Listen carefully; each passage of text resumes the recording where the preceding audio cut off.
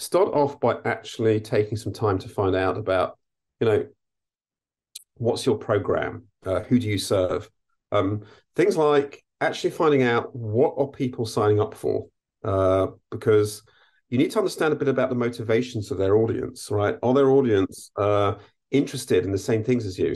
The stage they're at in their business may not be the stage that your audience are at. So it's actually doing a little bit of due diligence about, who they serve, what their pain points are, what they're looking to, where they're looking for help, and what they're buying into. So that's the first thing. It's really understanding about that.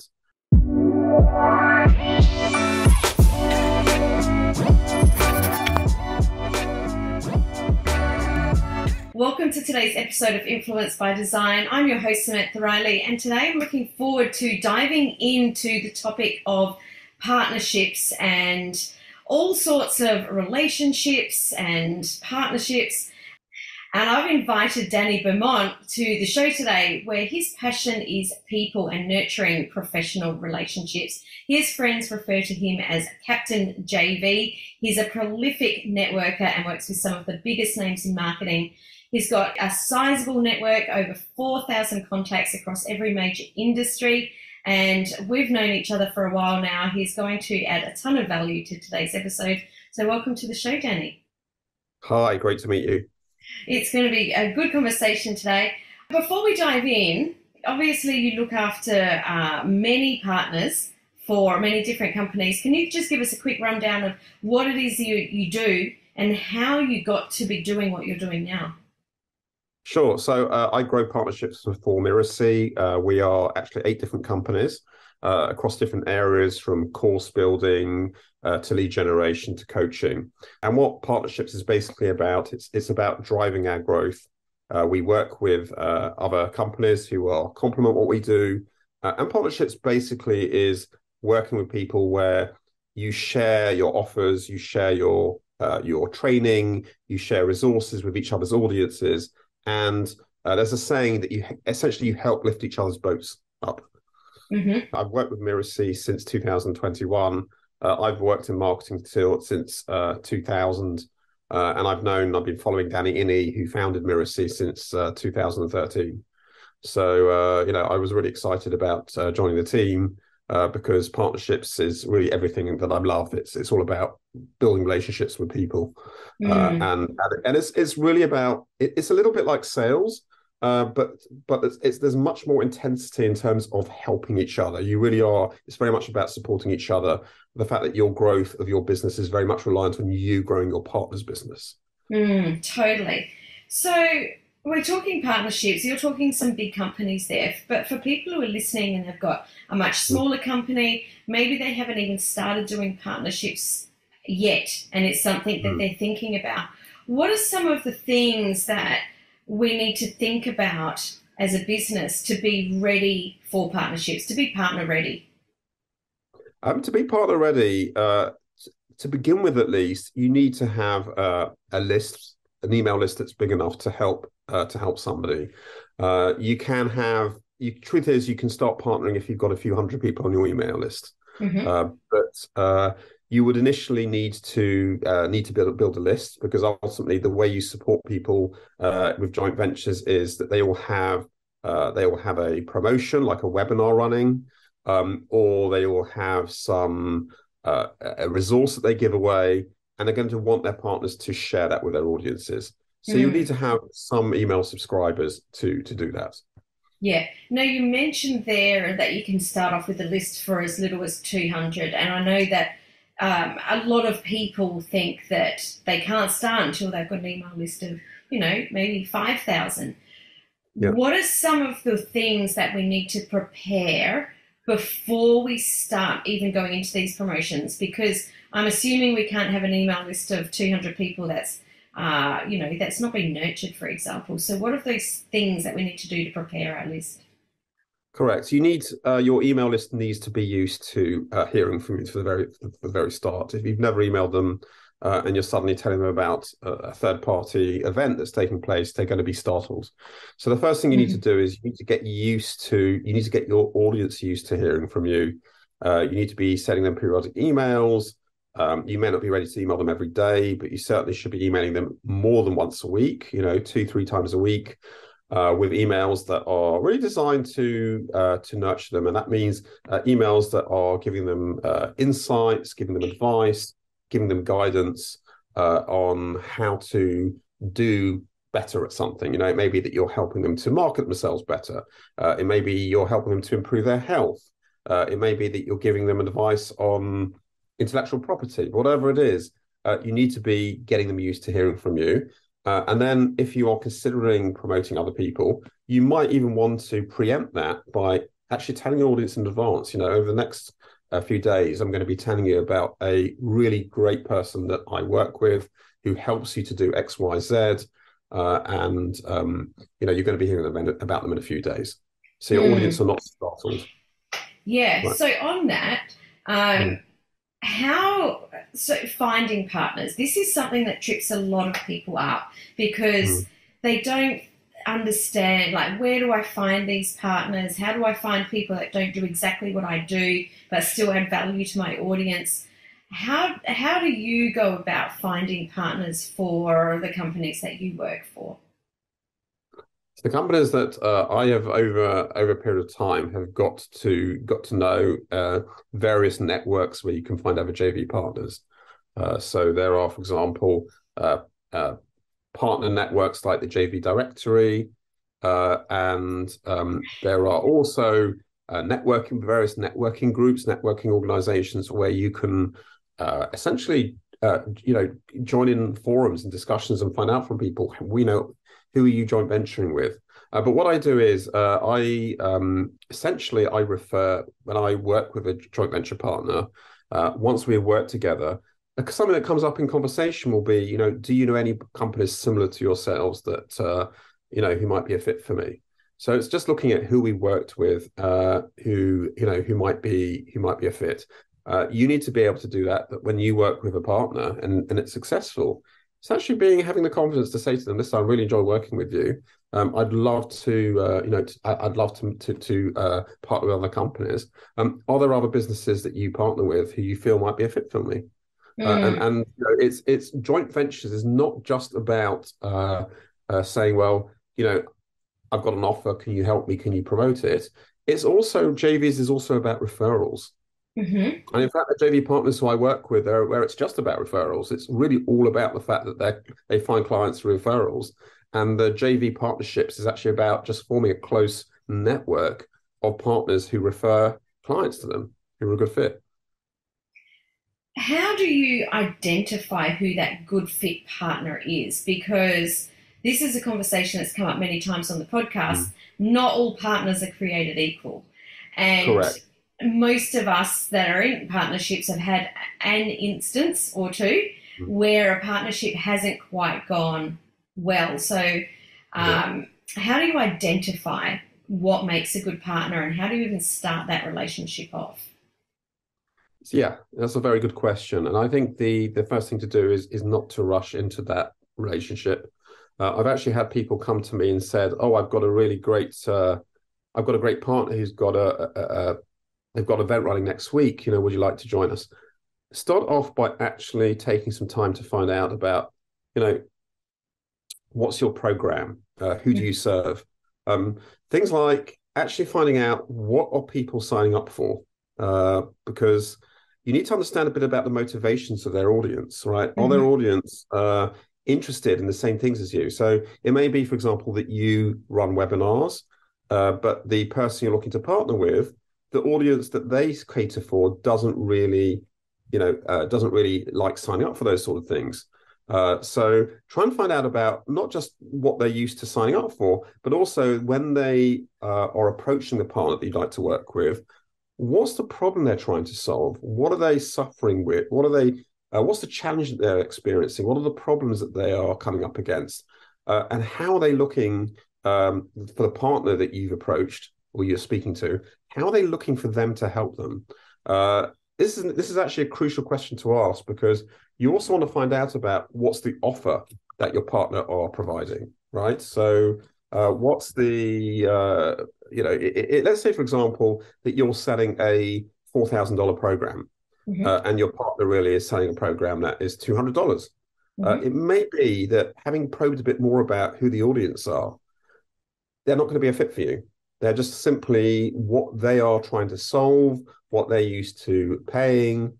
Um, the stage they're at in their business may not be the stage that your audience are at. So it's actually doing a little bit of due diligence about, who they serve, what their pain points are, what they're looking to, where they're looking for help, and what they're buying into. So that's the first thing. It's really understanding about that. I think it's understanding a bit about the person that you're talking to. It seems like an obvious question, but do you like them? Do you feel Yeah. comfortable? Yeah. It It does really, sound really is. obvious, It's but so obvious. But yeah. sometimes you think, this person's got a great deal, but they've got a great. I like the sound of their audience. I like the sound of their program. But you speak to this person, but actually you don't feel comfortable around them. Mm-hmm. I had a meeting last week with someone where they were slightly adversarial their conversation with me. Certainly at an exploratory stage, what I'm trying to find out is, how can we work together? And so it's understanding, is this someone who I feel comfortable working with? Mm-hmm. I think the final thing really is the actual nature of their program, the way they work, does that work for you? Mm-hmm. I've had meetings with people, for example, where they will run a summit, and I'll say, listen, we also run summits, but we'll also reciprocate. Mm-hmm. This particular partner said, well, I'd run summits, but I don't reciprocate because I consider a summit the reciprocation. I won't go into the details, but essentially, the different companies have different ways of working. So, Mm-hmm. from a practical point of view, you could two out of three can be good. So you can like the person, you can like you can like their program, their audience sounds good, but actually, the actual way they work may not fit you, and that's Mm-hmm. fine. I respect the fact that different companies they need to run a program that works for them. Mm-hmm. I've worked with I've been approached by partners, for example, where they are only interested in partners promoting them, and the thing that they emphasize is that they're very generous with the affiliate payments they make. And Mm-hmm. that, again, that's fine if that's your model. But you've got to three out of those three things have to work. You've got to like the person, you've got to be able to work together, you've got to feel comfortable about their program and their audience, that those are a fit for your audience. Mm. I love that you just mentioned that, how do you feel around that person? Because that's something that's often not talked about. We talk about ticking the box of, does the offer work and blah, blah, blah. But energetically, if we don't feel comfortable with the person, that's going to come through our words, through our list. And it's really important to make sure that we do feel comfortable with that person so that we're looking after our people that we've spent so much time and money to build and nurture. So, I love that you mentioned it. And even though you said it does seem obvious, Mm. sometimes it doesn't, because logically we can get in our own way and think, but this, there's no reason that it shouldn't work. So I almost use that as the very first checkpoint. Do I feel comfortable even having a 10-minute conversation with this person? Because if I don't, I don't take that conversation further. Yeah, I think correct, correct, very important. Trust your gut instinct. I have found that my gut instinct is always right. And Mm, that's not unique to me. It's just listen to your gut instinct. If mm. something feels off, it feels off for a reason. Yeah, exactly. Listen to yourself when you feel that. That's exactly right. Now, I want to talk about starting off with partnerships, because you and I were having a conversation before we started recording, and we were talking about starting small. If you haven't started partnerships before, can you explain what you mean by start small? Yeah, I think that when you're going into partnerships for the very first time, you are sometimes feel the pressure to kind of really raise your game and raise your game fast. I think the first thing to do is be realistic about who you're going to partner with when you're relatively small. Let's say you've got a list of 300, 400 people. You may find it quite challenging if you are looking to partner with people who've got tens of thousands of people on their list. They may feel you're not ready to work with them, and don't take that personally. I think you may need to initially work with other partners who might have similar list sizes to you. So It might be initially working with people who've got a few thousand people on their list, and they feel that you're a fit for them. I think that's the first thing I mean by starting small. The second thing I would say is that when you are new to joint venture partnerships, start off doing one or two, start with one or two relationships and make those work really well. I think you need to get a feel of kind of what are the elements of the relationship work with you. What sort of people do you enjoy working with? What sort of email lists do you enjoy working with? And you can only do that by starting slowly and experimenting with a few initial partnerships and seeing how those go and what lessons you've learned from the relationship. Mm. I would say also starting small is also about things like don't rush into developing. If you feel, for example, your program that you can offer partners is not fully developed, don't feel in any way rushed. I've had conversations with people where they say, I'm not ready for a joint venture partnership yet because my program is still under wraps. It may not be ready for a few months. And my response to those people is, why can't you, in the meantime, promote other partners? Why can't you Mm. build goodwill? There are people out there, for example, who might be a fit for your list. They've got a program, they've got training coming up that your audience would love. Why not help your audience and help your partner by supporting them? When your own program is ready to launch, you're then in a position where you've got several people who you've supported who are only going to be only too happy to come and Mm. support you. Mm. That's So really great. yeah, just thinking about that. Totally. Once we're working with a few partners, how do you keep track of your partnerships? Because this is something that I personally have been challenged with over the years, and it's definitely something that there's many people that I've partnered with are challenged as well. It's one of the biggest, I guess, challenges that I hear is Mm. how do you track your partnerships? Yeah, yeah. So I think the first thing that you have to do in order to track them in the first place, you've got to have commitments from partners. Mm-hmm. You can't track them if you have no idea what they're doing. Mm-hmm. And when someone says, I'm on board to support you, the next question that I would be asking a partner is, that's great. This is what we have planned. Are you able to give me an idea of what dates you'd be able to support us so I Mm-hmm. can mark them in my calendar? It's a really reasonable thing to ask, and partners will generally be only too happy to tell you that. But Mm-hmm. without getting a commitment of dates, just if it's just tentative, most of the time, in my experience, partners don't deliver if there isn't a solid commitment to dates.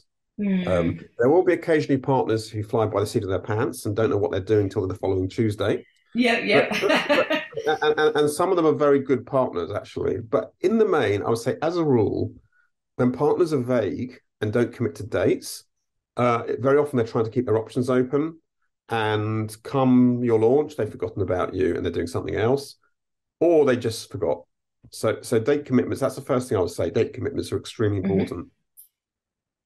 The next thing is that when a launch comes up, you have to keep reminding partners of what's happening, Mm-hmm. right? In my experience, it doesn't matter how organized partners are, stuff happens, stuff goes Mm-hmm. wrong. Mm-hmm. You can have a great VA working for you. They've gone on vacation and forgot to set it up. You have a VA who is set the emails up, but they're still in draft mode. They're not set to go out. Mm-hmm. So you've also you owe it to your partners to make sure that you get them what they need in plenty of time, that you check in with them, that they've got everything they need. Are they actually getting your emails? And then reminding them when they're due to promote you, we know we've got you down to support us tomorrow. I just want to check you've got everything you need. Is there anything you need from me? Is there anything you want to ask me? So it's that regular checking in with partners to make sure that they come back to you, that they've got everything they need, that they haven't forgotten, that their team hasn't forgotten. And then it's basically logging all of that. It's making sure you've got a system. It doesn't have to be very high tech. It can be something as simple as Google Docs, having a spreadsheet, and having a grid where you set out all the dates of your promotion, who is supporting what and when. And things like subscribe to their email list. So, when their Mm, email goes out, has it gone out? Or if it has gone out, and you're not able to track any opt-ins from them, what's gone wrong? Maybe they forgot to put the affiliate link in. Things like that do happen. It happened quite a lot, actually. So actually, make sure you've got make sure you've got all those things in place. And again, if this partner is due to promote on a certain date and nothing's showing up on your system, check in with them, find out what's gone wrong. It mm, wasn't a few months back, a partner of ours who's very organized. Uh, we didn't get any opt-ins from them, and it turned out that something had got lost in communication with their team, and the email hadn't gone out. mhm, So really, you need to have a system of checking to ensure that everything is tracked. mm, mm. And we've seen a big difference in terms of how many partners show up for a launch and how many partners don't, depending on how much checking in or lack of checking in that you do. Good point. Now you Mm. mentioned there that one of the emails that you sent, before a launch is, "Hey, do you have everything you need?" Just before we move on, I'd love you to share what are the things that we need to think about that we need to provide our partners. Sure. So the first thing is to make sure that you, well in advance of a launch, that you're sending them there's copy that you're going to be providing them to promote what you've got. You need to make sure that you send it out in plenty of time. You need to you send them out not just copy and links, but also instructions, right? You need to get your audience enthused and excited, right? They're your stakeholders, right? Think of them as part of your team. And that means that you really need to keep them in the loop about what's this launch, what is the big idea behind your promotion, what are you trying to achieve, what's coming up, what's happening over the next weeks, what's happening over the next few days. It's about getting them excited, for example, about how your promotion's going, how many people have signed up, how many people have bought. Many partners will have something called a leaderboard where you can see, for example, who are the top 10 partners who are, who do really well. It might sound like vanity, but people get really excited about information like that. So really be detailed. Also, it sometimes helps to actually give your partners advice on how they can do better. One of the things that I will sometimes do in the run up to a launch is I'll share a video. There was a launch recently where we shared a video about why it's worthwhile promoting during Cart Open. Mm-hmm. During when partners are promoting a launch, they'll often be reluctant to over promote. They'll think Cart Open, that's your job to turn your audience into buyers. That's not my job. Why would I promote during Cart Open? So I decided to actually answer those questions and share a little video. Mm, Um, and Another thing that some of your partners might struggle with is they're happy to promote you, but for example, they could do stuff like promote a bonus during. If you've got a promotion coming up, they could also offer a bonus to their audience. For mm-hmm. example, if you sign up for Samantha Riley's program, I'll also include some special training from my program to help you with a particular problem. That can make a huge difference in getting people to convert. But then your Mm. partners may not always know what to do, what kind of bonus to promote that's relevant. So why not give them some help? Some of your audience are very advanced. Some of your audience are really at a starter level, and you need to be able to be aware of that. Yeah, love this so much. Love it. Now, you talked then about a lot of things to make promotion successful. Let's, I guess, shine a light on the elephant in the room, and that is a lot of people think that they can't be successful if they've got a small list, or Yeah. aren't ready to partner if they've only got a small list. I'd love you to share what actually is a small list and what can people with a small list do to make sure that they are successful in partnerships. Yeah. So let's first answer that question. What is a small list? The question is, it's completely relative. You know, it's like saying what is tall, right? Mm-hmm. Mm-hmm. What's short. It all depends relative to other people. So the first thing is a small list is very much, it's like beauty's in the eye of the beholder. What a small list is. It's a question I often ask when I meet partners. I ask them, can you give me a rough idea of your list size? And I'm not in any way put off with people who've got a small list. I want to know a bit more just about how engaged their list is relative to its size. And very often partners get very defensive. They sort of say, oh, I've got a really small list. I've only got 2,000 people.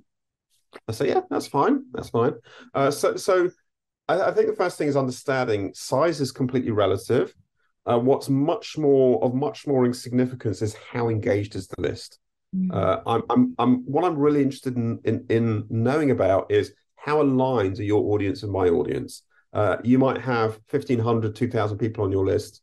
I'm obviously, our lists are kind of 20,000, 25,000, 30,000. Those are the sort of size of lists I'm used to managing. So Mm-hmm. why would I be interested in someone with 2,000 people on that list?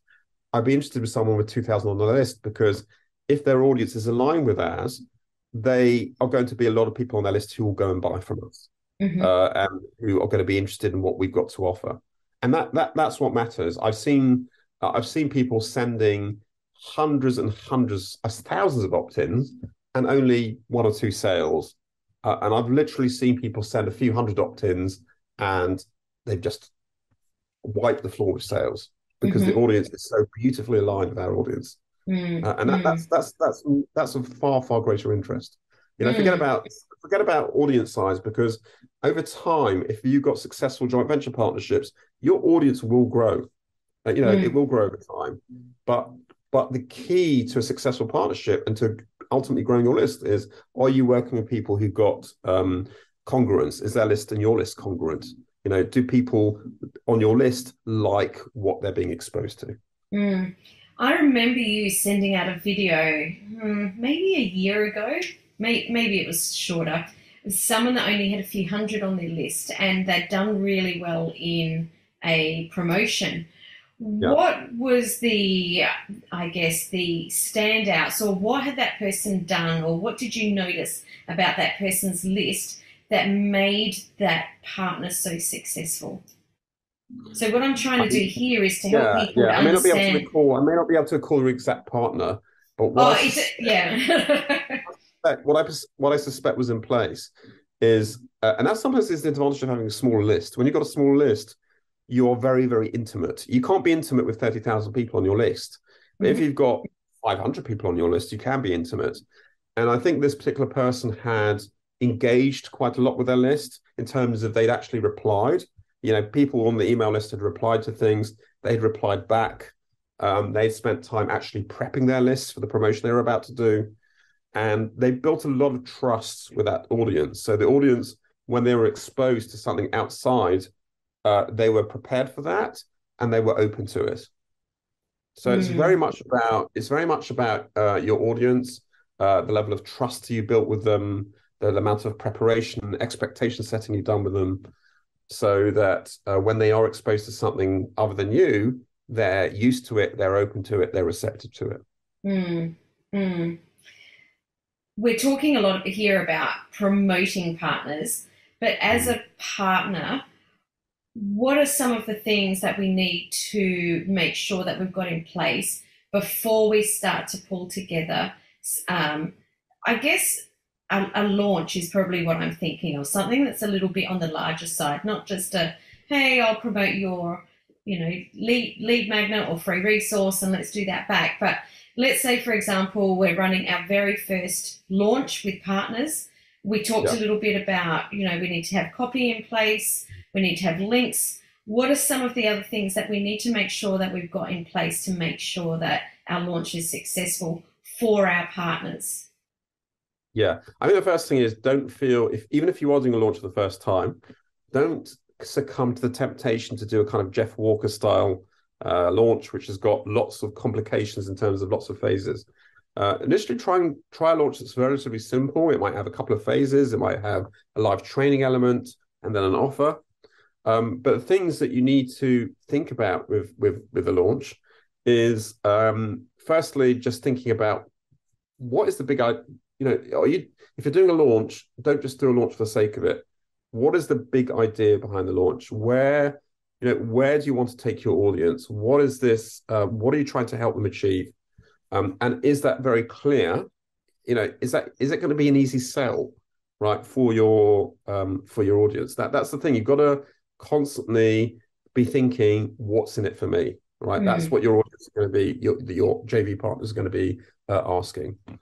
The second thing that you need to do is that you need to be planning all of that activity well in advance, as in months ahead. And it's about, if you are, if this is something that you are seriously considering, it means that you also have to think about bringing partners on board months ahead. Mm-hmm. Because it's one thing if you're running a webinar that you put together very short notice, you might get one or two partners running promoting that. Something like a launch, you need to be thinking about speaking to people 4 or 5 months ahead. We are planning a year ahead, and Mm-hmm. people do that. It's not crazy.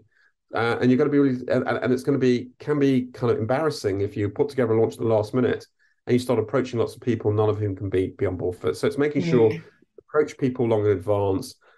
It also means that in terms of mapping out your funnel, mapping out the various phases, writing the copy, all of that needs to ideally be ready uh, at least kind of 4 weeks ahead of the launch, because Mm-hmm. your partners need time to read the copy, set everything up, and then you also need time to you need plenty of time to actually yourself set the landing pages up, test everything, walk yourself through the launch. Are all the triggers and the mechanisms that are supposed to working the way they should do? Mm. So be very generous the amount of time that you're putting into something like that.